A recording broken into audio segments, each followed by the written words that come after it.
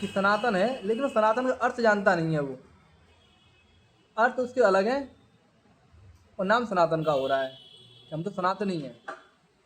गीता में कहीं भी लिखा नहीं है कि जातिवाद व्यक्ति के द्वारा होना चाहिए, मतलब एक जन्म के अनुसार है, कहीं भी लिखा नहीं है।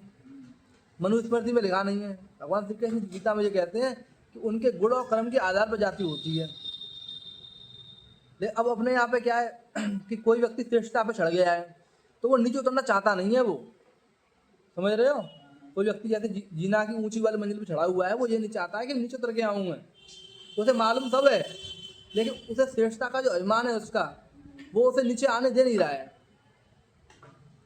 जैसे बहुत सारे लोगों को जो मानो, जैसे मैं हूँ, मुझे लोग पंडित जी कहते हैं, पंडित जी। तो मैं अब मैं नीचे आना चाहता हूँ कभी, लेकिन आदमी मुझे बार बार याद दिला देता है कि तू पंडित हो। ठीक है, तो मुझे कहीं ना कहीं अपनी श्रेष्ठता के ऊपर वो आ जाता है कि हाँ यार मैं श्रेष्ठ हूँ। ठीक है, लेकिन आदमी जब कर्म करता तो कोई उसके नाम लेता नहीं है। दारू पी रहा है, लड़कीबाजी कर रहा है, कई सारे काम कर रहा है, लेकिन तब कुछ नहीं है। तो सबसे पहली बात तो ये है कि ब्राह्मण का अर्थ समझो, यादव का अर्थ समझो, वो सबका अर्थ समझना पड़ेगा, तब जाके अपने आगे जो आदर्श है वो देखना पड़ेगा। अब फिल्मों में देख लो ना, पावर का सिंबल क्या है? सिगरेट, दारू, लड़कीबाजी।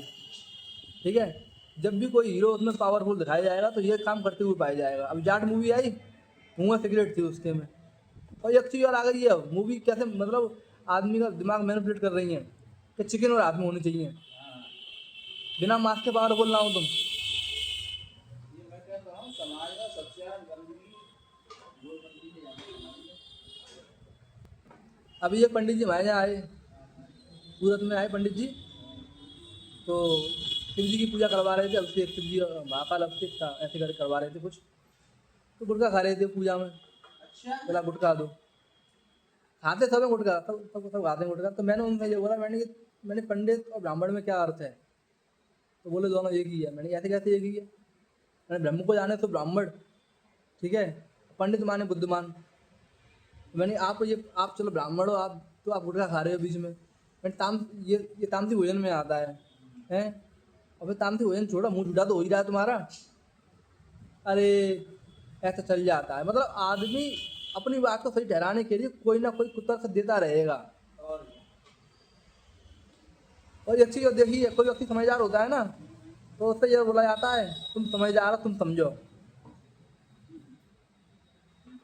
जिसे कमाई में तुम समाज मतलब सामने वाला मूड का बाकी बाकी वो जो करे जो बोले सब स्वीकार कर लो, तुम समझो बस। हाँ तुम समझो, क्योंकि तुम समझदार हो इसलिए समझो।